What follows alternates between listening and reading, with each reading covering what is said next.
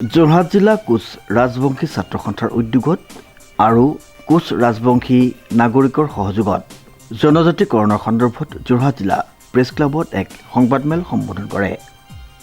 যিখিনি আমি আছোঁ ৰাইজ আছোঁ আমি এটা গতি বিচাৰিছোঁ। আমি কোনো ইয়াত ভাগ বিচৰা নাই। আমি সেইকাৰণে মুখ্যমন্ত্ৰী ডাঙৰীয়াক আকৌ এবাৰ বিবেচনা কৰি আকৌ নতুনকৈ পুনৰবাৰ এই প্ৰতিবেদনখন দাখিল কৰিবলৈ আমি অনুৰোধ জনাওঁ। মই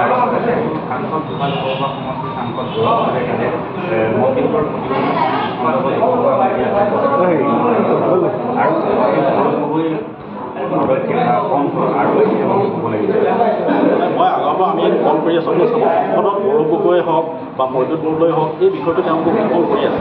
কিন্তু যদি সদিচ্ছা থাকে বিজেপি দলৰ তেতিয়াহ'লে তেওঁলোকে প্ৰধানমন্ত্ৰী আমাৰ নৰেন্দ্ৰ মোদী ডাঙৰীয়া তেওঁলোকে বিশেষকৈ তেওঁলোকে আমি আগন্তুক যোৱাবাৰ ইলেকশ্যনত তেওঁ আহি পেলাই কৈ দিছিল যে 6 জনগোষ্ঠী জনজাতিকৰণটো তেওঁ 6 মাহৰ ভিতৰত কৰি দিম বুলি কৈছিল। কিন্তু আজি 6 মাহ নালাগে, তেওঁলোকৰ আজি কেন্দ্ৰত 15 বছৰ হ'ব, আমাৰ ৰাজ্যত 10 বছৰ হ'ব। কিন্তু এই বিষয়টো কিহৰ কাৰণে ইমান তেওঁলোকৰ সদিচ্ছা নাই এইটো আমি অনুভৱ কৰিব পাৰিছোঁ। বিশেষকৈ আমি কোচ ৰাজবংশীসকলে আমাক লৈ যিটো ৰাজনীতি কৰা হৈছে এই ৰাজনীতি আমি কেতিয়াও মানি ল'ব নোৱাৰোঁ। আগন্তুক দিনত আমি ইয়াৰ বিৰুদ্ধে আমি মাৰ বান্ধি থিয় হ'ম। আমি বিশেষকৈ যি কোচ ৰাজবংশী যি আগৰ আমি প্ৰাপ্য অধিকাৰ আমি ঘূৰাই আনিম। আগন্তুক যি ইলেকশ্যন আছে বা যিটো আমাৰ বিধানসভা ইলেকশ্যন আহিছে আমি ইয়াত বিকল্প চিন্তা কৰিবলৈ আমি বাধ্য হ'ম। 6 জনগোষ্ঠীৰ জনজাতিকৰণৰ সন্দৰ্ভত অসম বিধানসভাৰ মজিয়াত মন্ত্ৰীগোটে যি প্ৰতিবেদন দাখিল কৰিলে সেই প্ৰতিবেদনখন লৈ সন্তুষ্ট নহয় কোচ ৰাজবংশীসকল।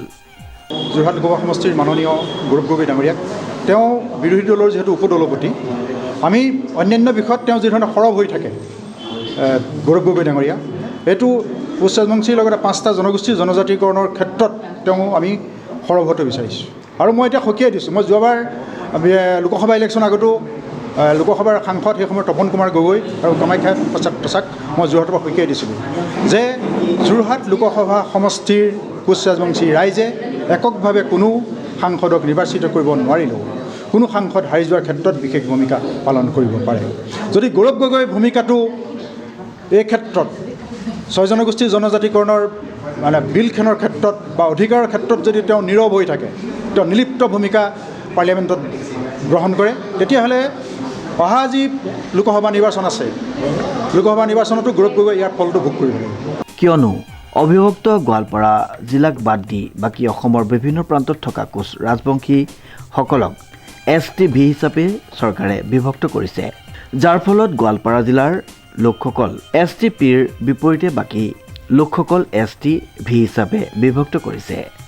আমি ক্ষেত্ৰত তেওঁলৈ আমি আন্তৰিক অভিনন্দন আৰু ধন্যবাদ জ্ঞাপন কৰিছোঁ। কিন্তু এইখিনিতে আমি সন্দিহান হৈ পৰিছোঁ যে অবিভক্ত গোৱালপাৰা জিলাৰ 5খন জিলাৰ বাদে অসমৰ বাহিৰত বসবাস কৰা কোচ ৰাজবংশীসকলক ST ভেলী হিচাপে তেওঁ এটা নতুন কিবা সূত্ৰ উলিয়াইছে, যিটো ভাৰতীয় সংবিধানৰ গণ্ডিৰ ভিতৰত নাই। 342 নং অনুচ্ছেদ মতে ST হিলছ আৰু ST প্লেইন হিচাপেহে আচলতে জনজাতিকৰণৰ গোটেই প্ৰক্ৰিয়াটো সমাপ্ত হয়। এতিয়া কি নতুন তেওঁ সূত্ৰ উলিয়াইছে, এই সূত্ৰটো মুখ্যমন্ত্ৰীয়ে স্পষ্ট কৰি দিব লাগে। আৰু যিটো কাৰণে সংসদৰ পৰা আকৌ বিধানসভালৈ গোটেই প্ৰতিবেদনখন ঘূৰি আহিছে। তো আমাৰ কথাটো সুকীয়া, 6 জনগোষ্ঠীয় জনজাতিকৰণৰ আন্দোলনখনৰ লগত যদিও আমি একত্ৰিতভাৱে আছোঁ, কিন্তু আমাৰ কথাটো সুকীয়া। আমি 1996 চনত এবাৰ জনজাতিকৰণৰ প্ৰমাণপত্ৰ পাইছিলোঁ আৰু 1996 চনৰ যি ক্ৰাইটেৰিয়াৰ ভিত্তিত জনজাতিকৰণ আমি পাইছিলোঁ সেই একে ক্ৰাইটেৰিয়াৰ ভিত্তিতে এতিয়া পুনৰবাৰ জনজাতিকৰণ দিব লাগে। এইটো একদম পৰিষ্কাৰ স্পষ্ট কথা। ইয়াত আৰু কোনো ধৰণৰ ST ভেলী ST কিবা নিউ এইটো আমাৰ ৰখাটো আমি বিচৰা নাই। যাৰ ফলত ক্ষুব্ধ হৈ পৰিছে কোচ ৰাজবংশী ছাত্ৰ সন্থা। ইফালে জনজাতিকৰণৰ সন্দৰ্ভত যোৰহাট লোকসভাৰ সাংসদ গৌৰৱ গগৈ সবল ভূমিকা ল'বলৈ আহ্বান জনাইছে সংবাদ মাধ্যমৰ জৰিয়তে। শ্ৰীমন্ত মাধৱ বৰুৱাৰ ৰিপৰ্ট, নিউজ নাও।